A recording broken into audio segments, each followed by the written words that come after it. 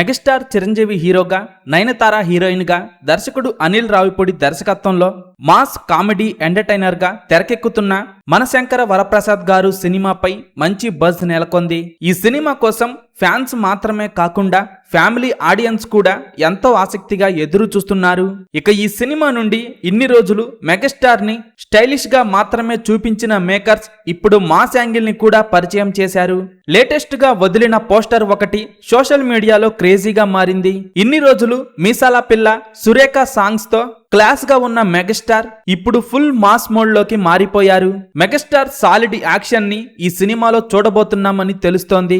Machine gun పట్టుకొని గాయాలతో కనిపిస్తున్న మెగాస్టార్ కొత్త పోస్టర్ అయితే అదిరిపోయే రేంజ్ లో ఉండగా, ఈ సినిమాలో కామెడీతో పాటు మాస్ యాక్షన్ సీన్స్ కూడా ఉండబోతున్నాయని తెలుస్తోంది.